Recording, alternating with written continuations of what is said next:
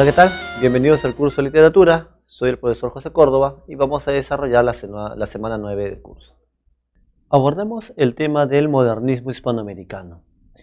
Esta corriente va a surgir a fines del siglo XIX en Hispanoamérica y se considera como su iniciador a Rubén Darío, cuando en 1888 publica su obra Azul, cuya primera edición apareció en Chile. Muy bien, esta es la obra entonces considerada como la iniciadora o fundadora del modernismo. Ahora, ¿en qué contexto se va a desarrollar justamente esta corriente y cuál fue su importancia? Veamos, el modernismo es importante porque significó la primera corriente o movimiento plenamente original de Hispanoamérica. Antes, nuestros escritores, ¿qué hacían nuestros escritores latinoamericanos? Tenían que imitar, ¿no?, los modelos europeos, desde el Renacimiento, el Barroco, Neoclásico, Romanticismo, Realismo. Pero, de pronto, surge una corriente acá en América que luego van a tomar sus aportes, por ejemplo, allá en España, ¿no?, la generación del 98. Entonces, eso es importancia, la primera corriente plenamente original de Hispanoamérica. Ahora, se va a desarrollar un contexto donde las sociedades latinoamericanas comienzan un lento proceso de modernización, justamente por influencia de Estados Unidos, ¿no?, que ya comienza a hacer sentir su hegemonía.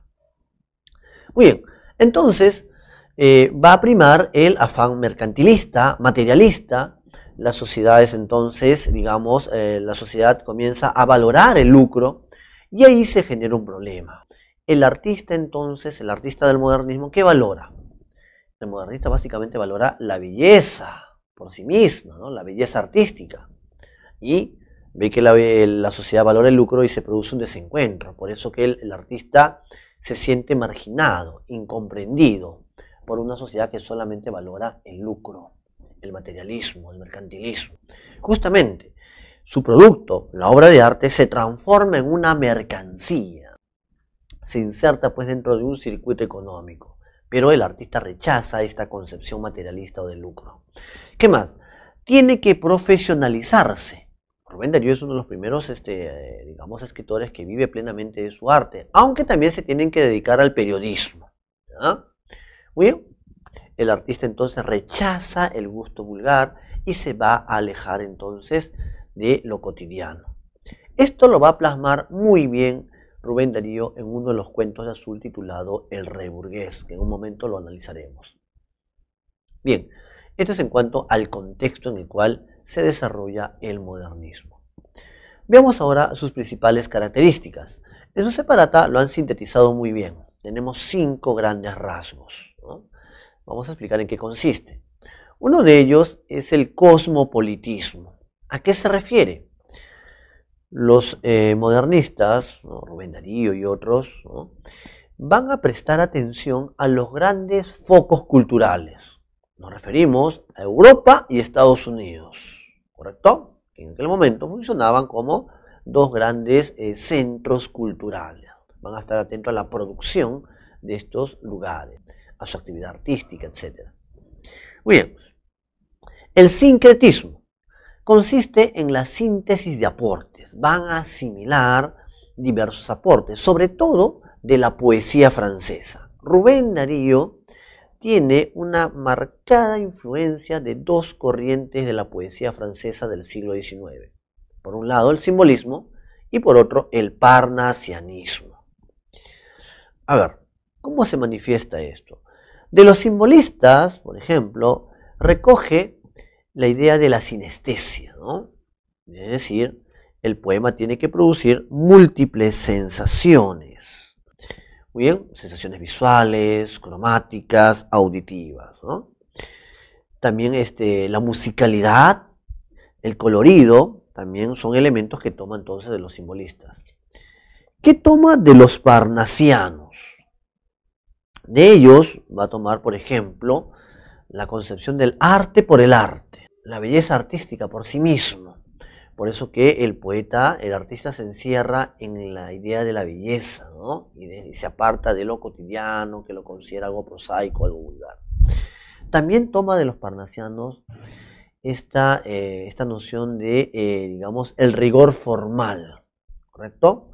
El trabajo con el estilo, con la forma. Recuerden que Rubén Darío es considerado uno de los grandes renovadores de la poesía española, ¿eh? Sobre todo en su poemario Prosas Profanas, que es considerado la cumbre del modernismo. Claro, la obra que inicia es Azul, ya sabemos. Muy bien, entonces, estos aportes los toma entonces del simbolismo y del parnasianismo. El esteticismo es la búsqueda de la belleza artística. Este rasgo lo plantean también de otros modos, es el preciosismo, ¿no? Un lenguaje enjollado, todo lo que alude a la belleza, es decir, estos poetas y artistas transforman en fuente de belleza cualquier dimensión de la realidad. Te habla de flores hermosas, las rosas, claveles, geranios, de aves como el cisne, justamente, el símbolo del modernismo, el símbolo de la belleza que es el cisne. Rubén Darío es conocido como el poeta de los cisnes, justamente, ¿no?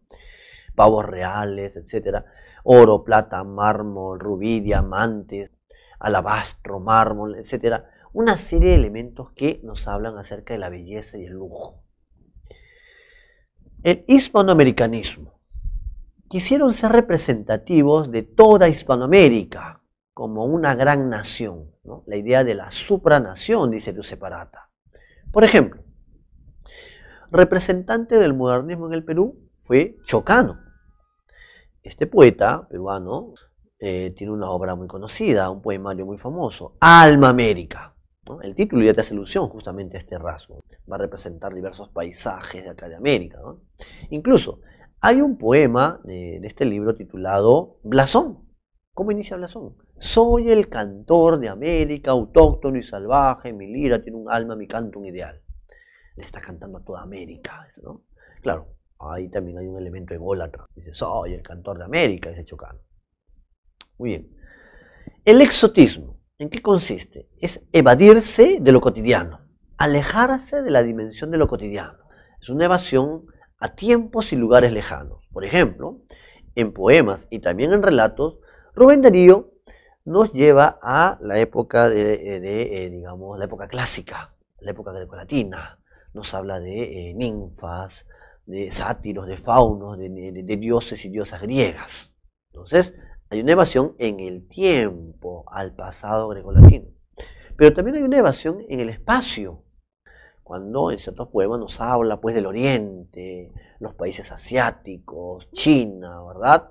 Eso también es una evasión, evadirse de lo cotidiano. Bien, ahí tenemos entonces los 5 grandes rasgos del modernismo. Veamos ahora lo que significó Azul. La primera edición salió así con puntos suspensivos. Azul acepta una doble clasificación en cuanto a los géneros. Pertenece al género épico, ya que contiene cuentos, pero también pertenece al lírico, ya que contiene poemas. En cambio prosas profanas no. Prosas profanas solamente pertenece al género lírico. A ver, en sus cuentos, Darío va a, digamos, a utilizar un lenguaje poético, hay un lenguaje lírico, ¿ya? Uno de los cuentos más importantes se titula El Rey Burgués, ya que allí va a exponer la siguiente idea, va a desarrollar la siguiente noción. La situación del artista en la sociedad contemporánea, ¿no? El artista como un ser incomprendido, como un ser marginado, ¿no? Y no solamente en El Rey Burgués, también lo tenemos en El Sátiro Sordo, El Velo de la Reina Mab, otros relatos que conforman Azul. ¿De qué trata El Rey Burgués? Rápidamente. Este rey tiene en su palacio todo lo que el dinero puede dar, lujo por todos lugares, ¿verdad? Escaleras de mármol, grandes estatuas, colecciones de hermosos cuadros. En el jardín tiene las flores más hermosas, en los estanques tiene cisnes, pavos reales, etc. Un día le llevan una rara especie de hombre, un poeta. El rey le dice, ¿qué haces? ¿No? Y el poeta comienza su discurso, que le canta la belleza, la naturaleza. Una vez que termina, el rey consulta con sus consejeros y le dice, señor, que se gane la vida dándole vueltas al manubrio de una cajita musical. Y eso ordena el rey. Pieza tocada por pedazo de pan, o te mueres de hambre, le dice, ¿no? Muy bien, el artista tenía que estar tocando esta cajita musical, y hasta en la noche más fría de invierno, él afuera en el jardín muriéndose de frío, y adentro en el palacio había una gran fiesta galante, y al día siguiente cuando lo van a ver, está muerto, con una sonrisa entre los labios y agarrado a su cajita musical. Murió pensando, imaginando el día en que podría componer su gran obra. El rey burgués valoró a este poeta, prefirió algo práctico, ¿verdad? Que lo entretenga, ¿no? Entonces lo que plasma Rubén Darío es que el artista es un ser incomprendido, marginado por una sociedad que solamente valora el lucro, ¿no? En sus poemas destaca uno titulado El año lírico, que hace alusión a las 4 estaciones, ¿muy bien? En los poemas de Azul podemos observar o podemos apreciar los siguientes grandes temas: el amor y la naturaleza. Esto evidencia cómo en Azul hay todavía un rezago romántico de la corriente del romanticismo. Ojo, en los poemas de Azul, ¿ya? No en sus cuentos. En sus cuentos ya Rubén Darío está asimilando la influencia francesa, ¿no?, del simbolismo y del parnasianismo. Ya podemos encontrar estos rasgos. Pero en los poemas de Azul todavía hay rezagos del romanticismo, por el tema del amor y por el tema de la naturaleza, ¿no? Bien, veamos ahora el otro tema, que es la poesía hispanoamericana del siglo XX. Bien, se considera como fundadores de la poesía moderna en Hispanoamérica, es decir, la poesía del siglo XX, a 3 grandes exponentes. Un peruano, César Vallejo. También a Rubén Darío, ya sabemos por qué, porque básicamente él es considerado un fundador de una corriente pues propiamente original de América, ¿no? Y al poeta chileno Pablo Neruda. Justamente, ¿no?, nos tenemos que concentrar en Neruda. Bueno, su verdadero nombre fue Ricardo Eliezer Neftalí Reyes Basualto, ¿no?, pero más conocido como Pablo Neruda. A ver, Neruda fue premio Nobel de Literatura, no olvidarse, ¿verdad?, en el año 71, y su poesía atraviesa 4 grandes etapas. Aquí en la ¿no?, nos interesa básicamente la primera, llamada de iniciación, ¿no? Sobre eso, digamos, se concentra el temario, ya que en la etapa de iniciación tenemos su gran libro de poesía, 20 poemas de amor y una canción desesperada, sin desmerecer sus demás etapas, ¿ah? Recuerden incluso que se considera que es en su segunda etapa donde llega a su cumbre. Su segunda etapa es vanguardista, o también llaman de la poesía residenciaria, por su poemario Residencia en la Tierra. Bien, examinemos entonces qué características presenta 20 poemas de amor y una canción desesperada. Pertenece entonces a la etapa de iniciación, ¿no? El autor está muy joven, ¿no?, y compone este gran libro, ¿no?, de poesía amorosa. En muchos poemas Neruda utiliza el verso libre. Alguien dirá, profesor, pero el verso libre es una característica de la vanguardia, y este todavía no es su etapa vanguardista, sino la siguiente. Pero ya podemos apreciar cómo está utilizando el verso libre. Más bien, en este libro tiene influencia de 2 corrientes. El modernismo, ¿no?, la corriente pues que todavía tenía cierta hegemonía, y también del romanticismo. Bueno, neorromanticismo también se le denomina, ¿ya? ¿Cómo va a aparecer? Por el tema de la naturaleza y cómo el yo poético asocia sus estados sentimentales justamente al paisaje o naturaleza, ¿no? Muy bien, va a ser muy importante entonces este elemento neorromántico en la poesía de Neruda. ¿Qué temas va a desarrollar? Uno de los grandes temas, o el tema central, es el amor, evidentemente, ¿no?, lo dice el título del poemario. El amor va a estar asociado, por un lado, a la distancia, a la lejanía del ser amado, ¿no?, y al fracaso de la comunicación. Esto, además, en una atmósfera de melancolía, un recuerdo triste de la amada, ¿no? Otra idea muy importante, y que incluso se ha evaluado en muchos simulacros acá en la PRE, ¿no?, es que la mujer se presenta como imagen de la naturaleza, ¿no? Bien, está asociada entonces a la naturaleza, el cuerpo femenino. De esta manera, el poeta busca recobrar ese vínculo perdido, hombre-naturaleza, justamente, ¿no? Esto mediante el cuerpo femenino. Ya hemos explicado también que otro rasgo del romanticismo es cómo asocian los estados sentimentales justamente al ámbito de la naturaleza. También desarrolla la idea de la complementación, ¿no? La pareja se complementa. En sus separatas les han citado dos poemas muy conocidos de él, ¿no? Examinemos el poema 1. La primera estrofa, que es la más suave, ¿no? Porque el poema 1 tiene una alta dosis de erotismo, ¿no? El poema 1, la primera estrofa dice así: cuerpo de mujer, blancas colinas, muslos blancos, te pareces al mundo en tu actitud de entrega.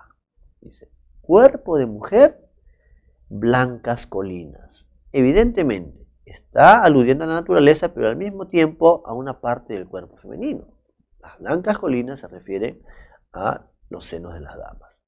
Te pareces al mundo, dice. El cuerpo de la mujer como imagen entonces del mundo, de la naturaleza.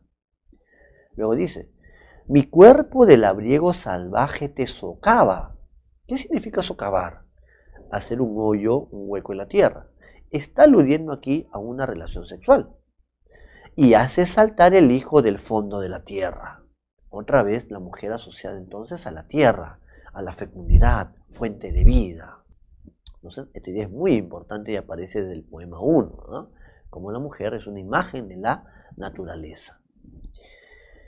El poema 15, muy citado, ¿no?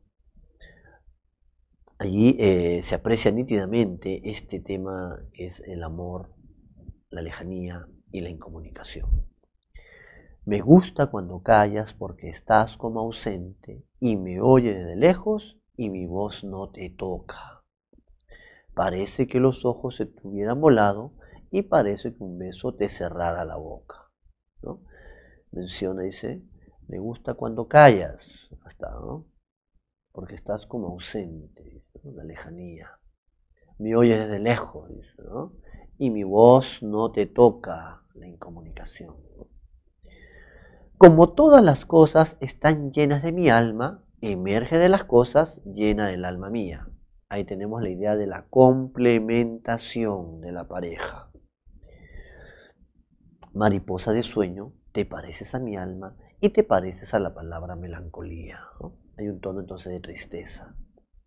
Me gusta cuando callas y estás como distante, ¿no? Y estás como quejándote, mariposa en arrullo, y me oyes de lejos y mi voz no te alcanza. Déjame que me calle con el silencio tuyo, ¿no? Bien, ahí tenemos entonces unos fragmentos del poema 15, ¿no?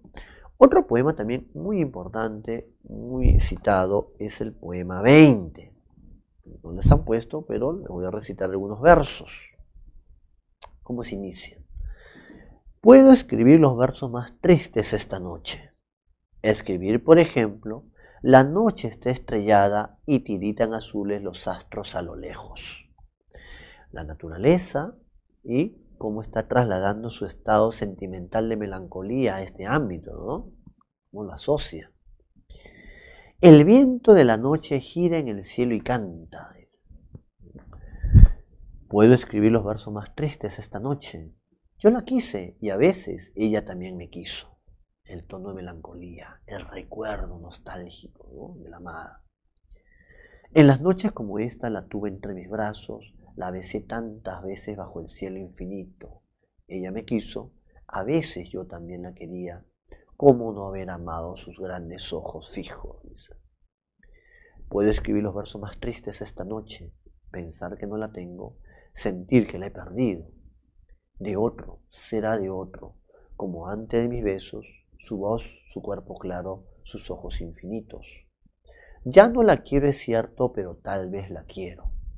Se muestra incluso hasta confundido, dice, ¿no? Ya no la quiero, es cierto, pero tal vez la quiero. Es tan corto el amor y es tan largo el olvido. Famoso verso de Neruda, ¿no? Es una antítesis Esto poniendo el amor como algo breve y el olvido como algo extenso, ¿no? Porque en noches como esta la tuve entre mis brazos, mi alma no se contenta con haberla perdido, aunque este sea el último dolor que ella me causa y estos sean los últimos versos que yo le escribo. Bien, ahí tenemos entonces los principales temas acerca de este gran poemario de amor. Examinemos ahora las características de la nueva narrativa hispanoamericana. Muy bien, cuando uno examina pues la producción narrativa en el siglo XX en Hispanoamérica, se va a encontrar con una serie de etapas. Separato lo menciona, ¿no? Hay tres grandes momentos. Una etapa, digamos, incipiente, ¿no? Una etapa de los inicios que abarca la década del 20 y del 30, donde no hay mayores aportes de la vanguardia al campo de la narración. ¿No? Se denomina nueva narrativa hispanoamericana a los aportes de, de las corrientes vanguardistas en el campo de la narrativa, la novela y el cuento, ¿no? Lo que pasa es que cuando hace sentir su influencia la vanguardia en Hispanoamérica, primero se manifiesta en la poesía y luego ya al campo de la narrativa. ¿Bien? Entonces en esta primera etapa llamada pues de inicios, emergente, dice tu separata, ¿no? Entonces no hay mayores obras, digamos, trascendentes. Por allí se menciona, por ejemplo, a Martín Adán. Él tiene una novela mezclada con poesía titulada La casa de cartón, ¿no? Luego vamos a la segunda etapa llamada de consolidación, décadas del 40 y 50. Ahí ya tenemos cómo estos narradores han asimilado ya estos aportes. Y tenemos a grandes exponentes. Jorge Luis Borges, considerado por muchos como el iniciador de esta nueva narrativa hispanoamericana. Bueno, Miguel Ángel Asturias, premio Nobel de literatura, el autor pues justamente de El señor presidente, novela donde se critica a los dictadores. Alejo Carpentier, el creador de, digamos, Lo Real Maravilloso, ¿no? Y Juan Rulfo, gran escritor mexicano, ¿no? Muy bien, en esta etapa de consolidación ya tenemos a grandes autores y buenas obras. Sin embargo, digamos, la etapa, digamos, más recordada o, digamos, donde la literatura hispanoamericana llega a su apogeo es la siguiente, denominada la del boom hispanoamericano, ¿no? Ahora, muchos consideran al boom como una mezcla de, por un lado, obras de calidad más éxito editorial. De esto carecieron los autores de la segunda etapa de consolidación. Éxito masivo de ventas. El boom además se desarrolló en la década del 60 y hasta mediados del 70. En un momento en que se había dado pues la Revolución Cubana, una época pues de, de grandes luchas políticas, ¿no? Muchos consideran a los cuatro grandes exponentes del boom. El núcleo del boom estaría conformado por Vargas Llosa, ¿no? Por el Perú, García Márquez por Colombia, por Argentina tenemos justamente a Julio Cortázar y un mexicano, Carlos Fuentes. Ellos serían el núcleo del boom. Esta lista puede ampliarse según el enfoque, ¿no? Muy bien, veamos ahora sus características. A ver. Múltiples voces o puntos de vista, dice tu separata. Es decir, ahora vamos a encontrar en una novela, en un cuento, diversos narradores, ¿no? Antes no. Uno puede hacer un contraste, ¿no? Hasta el siglo XIX, en el realismo, se utilizaba el narrador omnisciente, narrador Dios. Era el único punto de vista del cual se contaba toda la historia. Y en el siglo XX, y los narradores, los escritores, utilizan ahora varias voces. Por ejemplo, en el cuento de Cortázar titulado La señorita Cora, una voz narrativa es la de la madre. Está en el hospital, su hijo jovencito lo van a operar, está preocupada. Otra voz narrativa es la del muchacho, justamente, que lo van a operar, allí está pues molesto, incómodo con la mamá, que lo trata como un niñito, como un nene, ¿verdad? Que dirá la enfermera que no, su mamá lo trata así. Otra voz narrativa es la de la enfermera, que da título al relato, pues la señorita Cora, que digamos está atendiendo a este paciente, ¿verdad? Otra voz narrativa, tenemos ahí la del enamorado de la enfermera, que está molesto porque este paciente joven está mirando mucho a su enamorada, etc., ¿no? Tenemos hasta 4 puntos de vista o narradores que nos están contando la historia. Bien, allí se aprecia pues este rasgo de los múltiples puntos de vista.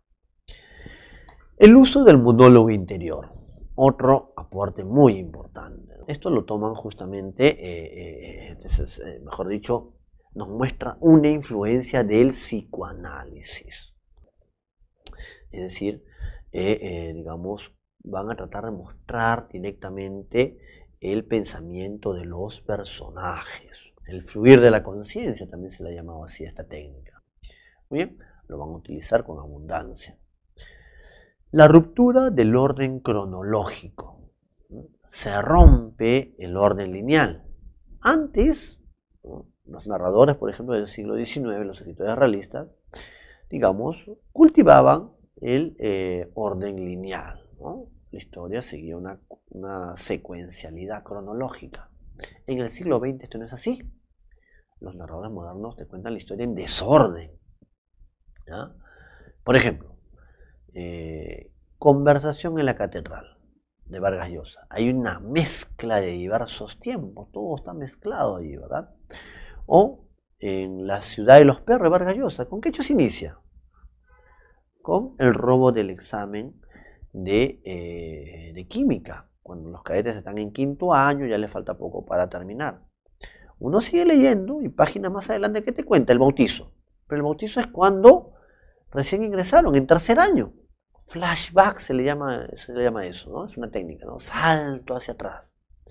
Sigues leyendo y te cuenta incluso cuando recién ingresaron, o mejor dicho, su niñez de muchos de estos cadetes, ¿no? Sobre todo del poeta y del esclavo. O sea, muchos años atrás, sus problemas familiares, ¿no? Otro flashback, salto hacia atrás. Sigues leyendo, la investigación del robo. Otra vez vuelves en este caso hacia un salto hacia adelante, ¿no? Vuelves al presente, a quinto año, la investigación del robo del examen. Entonces la historia va dando saltos hacia atrás, hacia adelante. Eso es romper el orden cronológico. O 100 años de soledad de García Márquez, ¿no? ¿Cómo se inicia, no? Muchos años después, frente al pelotón de fusilamiento, el coronel Aureliano Buendía recordó aquella tarde remota en que su padre lo llevó a conocer el hielo, y luego te cuenta la fundación de Macondo. O sea, está dando saltos hacia adelante, con Aureliano Buendía lo van a fusilar, luego la fundación de Macondo, que eso es mucho tiempo atrás. Entonces, se rompe el orden lineal. Si la historia está desordenada, si hay monólogos interiores, si hay varios narradores, ahora el lector tiene una participación activa, ¿no? Tiene que ayudar a reconstruir la cronología, estar atento a qué voz está contando, narrando, ¿no? Otro rasgo que también tienen en su separata dice la narración objetiva. ¿Qué significa narración objetiva? Antes, ¿no?, hasta el siglo XIX, ese narrador omnisciente, que era el narrador Dios, digamos, no solamente te narraba los hechos, te explicaba la psicología de los personajes, el motivo de su conducta, etc. El narrador moderno, ¿qué hace? Tiene una mirada limitada, no lo conoce todo, solo te presenta desde el exterior lo que hacen los personajes, sus acciones. No te explica su conducta ni su psicología. Es una mirada objetiva nada más. Yo puedo decir, puedes narrar, no, Pablito salió de su casa muy temprano, llegó a la esquina, miró unos periódicos, tomó su bus rumbo a la pre. Punto. Solo he presentado sus acciones. No he buscado explicar su conducta, su psicología, etc., ¿no? ¿Quién lo va a tener que hacer? El lector. Y volvemos a este rasgo muy importante, la participación activa, ¿no? El lector le otorgará significados a esas acciones o conductas. La experimentación lingüística. Van a explotar las capacidades expresivas del idioma. Un ejemplo es el de Julio Cortázar en su novela Rayuela.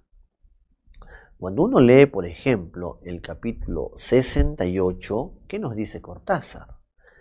Apenas él le amalaba el noema, a ella se la golpeaba el clémiso y caían en irrumurias, en salvajes ambonios, en sústalos exasperantes. Cada vez que él procuraba relamar las cinco pelusas, se enredaban en un grimado quejumbroso y tenía que embolsonarse de cara al nóvalo, etc. A ver, Amalaba, Noema, Clemiso, Hidromurias, Ambonios, esas palabras no existen en ningún idioma. Cortázar las está inventando. Hay un juego con el lenguaje, con las palabras, es la experimentación lingüística. Pero un lector atento se da cuenta que aquí te está narrando un encuentro íntimo de los protagonistas de esta novela. Por lo tanto, encontramos experimentación lingüística y además participación activa del lector. También estos autores van a asimilar aportes de, digamos, escritores europeos como James Joyce, por el monólogo interior, y norteamericanos como Hemingway, Faulkner, entre otros. Por lo tanto, encontramos el cosmopolitismo, ¿no? Estuvieron atentos a la producción de los grandes focos como Europa y Norteamérica. Eso del cosmopolitismo también era un rasgo del modernismo. Y llegamos ahora a una característica muy importante: lo real, maravilloso o realismo mágico. Es decir, ¿no?, para ellos la realidad era muy compleja. Muchos han tomado como equivalentes, como sinónimos, lo real maravilloso y el realismo mágico, aunque hay unos matices. Lo real maravilloso lo plantea, digamos, Alejo Carpentier en el prólogo de su novela El reino de este mundo. Lo real maravilloso está, digamos, se sustenta, mejor dicho, en las creencias de los esclavos africanos trasplantados a la zona del Caribe, Centroamérica. Por lo tanto, hay una base histórica para lo real maravilloso. En cambio, el realismo mágico se sustenta básicamente en una figura literaria, la hipérbole, la exageración. Y esto lo tenemos con García Márquez en 100 años de soledad. Pero en líneas generales consiste en la mezcla de, por un lado, lo cotidiano, lo real, con el plano de lo maravilloso, con el plano, pues, de, digamos, lo fantástico. De esta mezcla surge entonces lo real maravilloso o realismo mágico, haciendo que la realidad sea mucho más compleja. También tenemos otro rasgo que es la transculturación narrativa, está en su separata. ¿En qué consiste, no? Estos escritores van a recoger formas tradicionales de nuestras culturas acá en Hispanoamérica, no piensen en el área andina o en Centroamérica, ¿no? Formas tradicionales, prehispánicas, ese pensamiento incluso hasta mágico, pero utilizando nuevas técnicas de contar. Eso es transculturación narrativa. Muy bien. Esta semana, entonces, la semana 9, lo dejamos allí con la nueva narrativa hispanoamericana y sus características, y la siguiente explicaremos las obras de Borges, de Carpentier y de García Márquez. Por cuestiones de tiempo, y bien, se tuvo que partir así, ¿no? En semana 9 tenemos las características de la nueva narrativa y en semana 10 se explica ya las tres grandes obras de esta nueva narrativa. Veamos ahora el desarrollo de los ejercicios propuestos para esta semana. Bien, veamos el ejercicio 1. Dice: respecto a la verdad o falsedad sobre la situación del artista modernista en el mundo moderno hispanoamericano, marque la secuencia correcta. Las obras de arte se transforman en mercancía. Ese enunciado es correcto, ¿verdad? Bien. Los artistas son protegidos mediante el mecenazgo. Falso. Ahora el artista tiene que profesionalizarse, vivir plenamente de su arte. Se dedican básicamente a la literatura y al periodismo. El mecenazgo era más bien hasta en los siglos pasados, donde el artista necesitaba el amparo, digamos, de un aristócrata o alguien, pues, con un gran poder económico, ¿no? Ese enunciado entonces es falso. ¿Se consagra al arte como una actividad especializada? Exactamente, ¿verdad? Se consagra a la esfera artística. Bien. ¿Hay un desprecio al gusto vulgar por parte del artista? Correcto. Rechaza lo vulgar, se va alejando de esta sociedad que solamente valora el lucro, lo mercantil, el dinero, etc. Entonces, la clave sería la B. Ejercicio 2. Tenemos un fragmento del poema Sonatina de Rubén Darío. Este poema pertenece a su libro Prosas Profanas. La pregunta es, ¿qué característica del modernismo resalta? A ver, la princesa está triste. ¿Qué tendrá la princesa? Los suspiros escapan de su boca de fresa. Que ha perdido la risa, que ha perdido el color. La princesa está pálida en su silla de oro. Está mudo el teclado de su clave sonoro. Y en un vaso olvidada se desmaya una flor.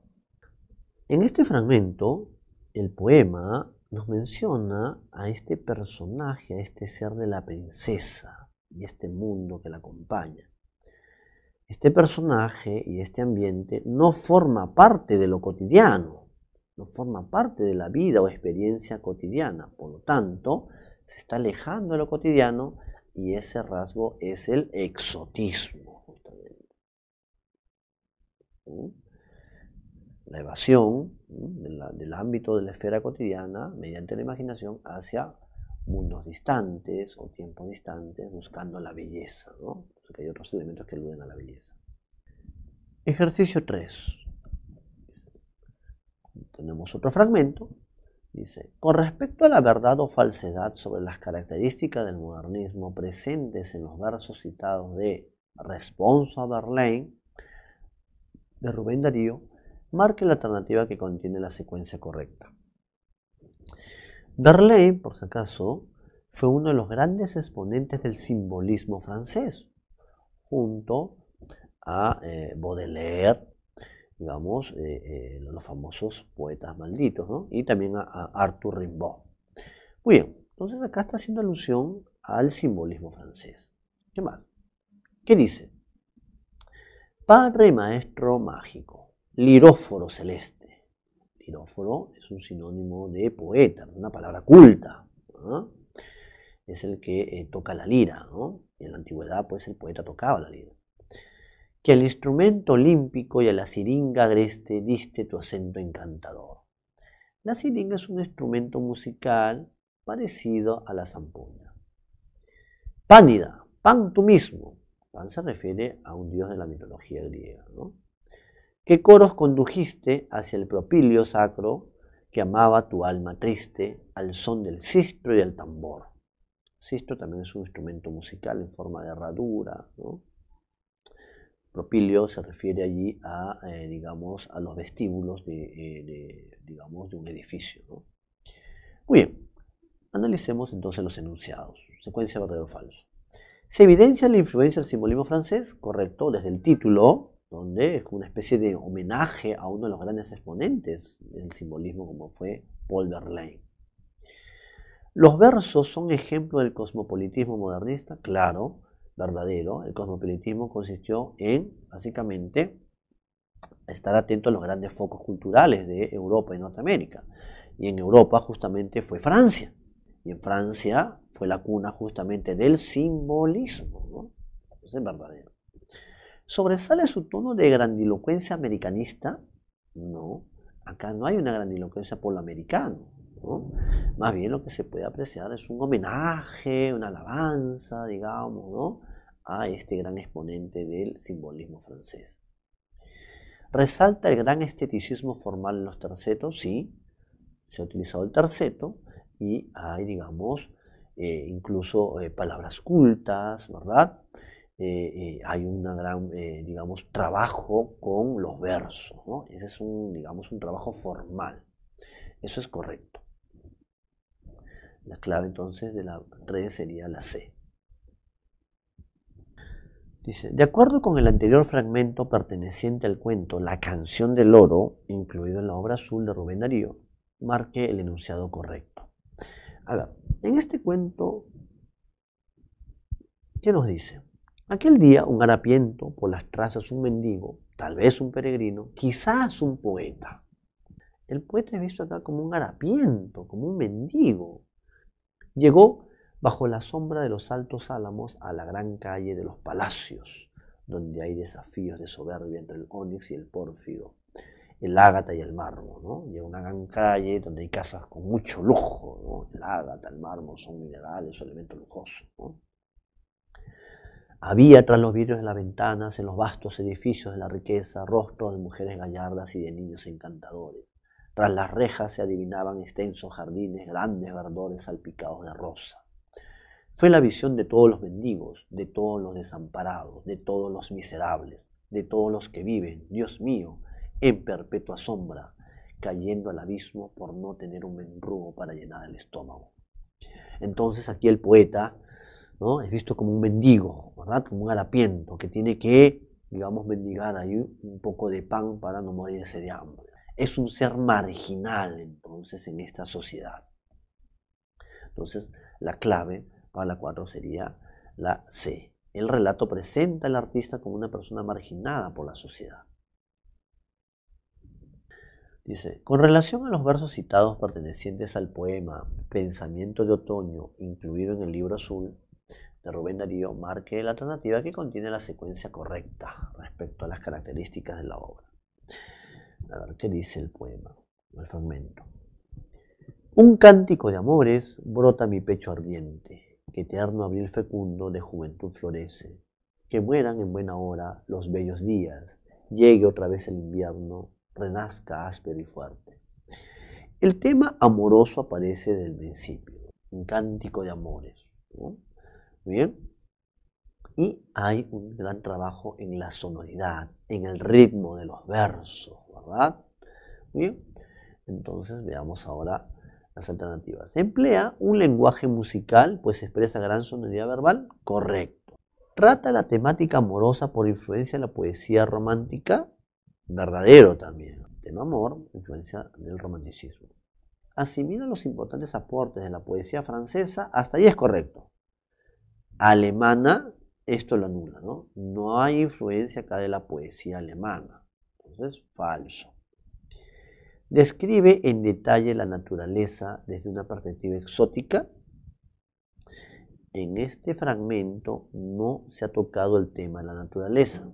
Que otros poemas de Azul sí lo desarrollen, ¿no?, sería verdadero. Pero en este fragmento no se menciona a la naturaleza. Por eso que es falso. Entonces la clave sería la C. Ejercicio 6. Tenemos un fragmento del poema 20.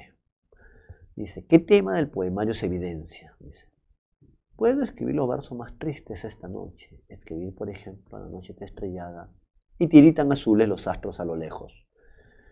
Puedo escribir los versos más tristes esta noche. Yo la quise y a veces ella también me quiso.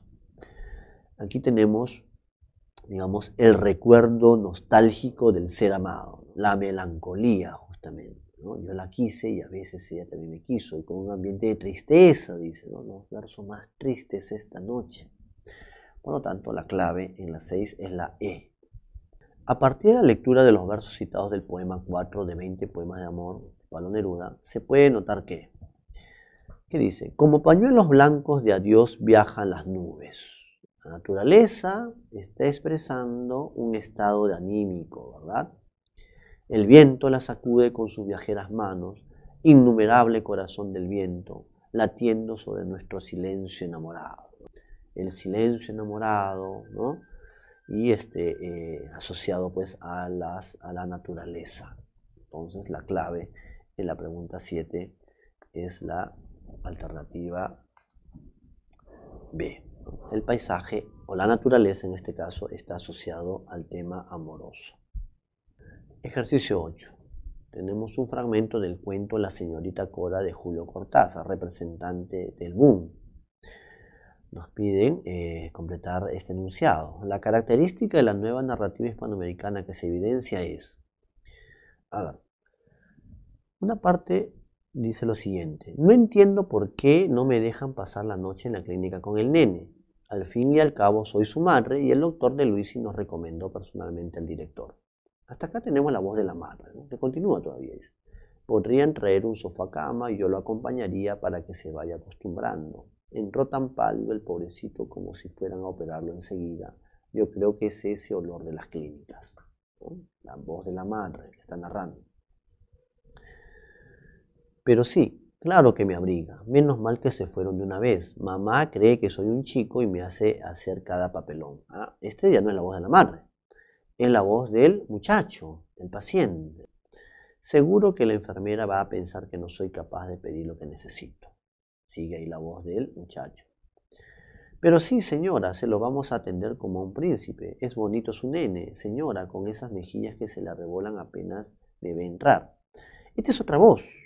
En este caso, no lo dice, pero cuando uno lee el cuento completo, se refiere a la voz de la enfermera, la señorita Cora. Por lo tanto, en este fragmento encontramos hasta 3 voces narrativas, la de la madre, la del muchacho y en este caso la enfermera. Entonces, el rasgo presente sería la multiplicidad de puntos de vista. Ejercicio 9. Dice, la pregunta es, ¿qué característica de la nueva narrativa hispanoamericana podemos identificar en el fragmento de La ciudad de los perros de Vargas Llosa?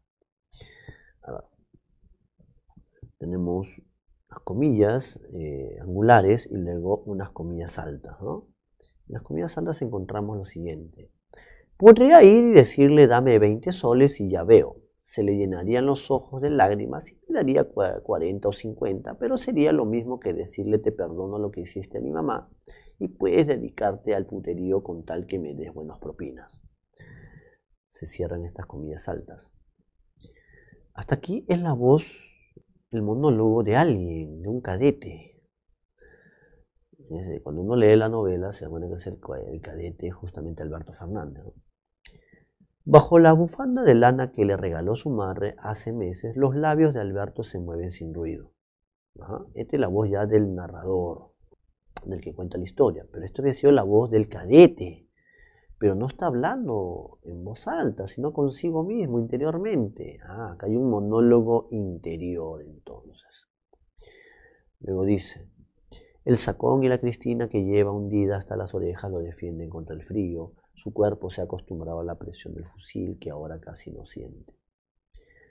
Otra vez las comillas. Ir y decirle que ganamos con no aceptar un medio. Deja que nos mande un cheque cada mes hasta que se arrepienta de sus pecados. Otra vez la voz de este cadete, ¿no? Que está hablando interiormente, ¿no? Consigo mismo.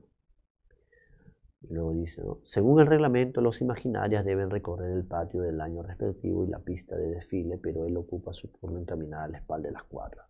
Bien, en este fragmento podemos encontrar varios ejemplos de monólogo interior, ¿no? Que justamente es lo que se ha resaltado ahí. Por último, ejercicio 10, completar el enunciado sobre la nueva narrativa.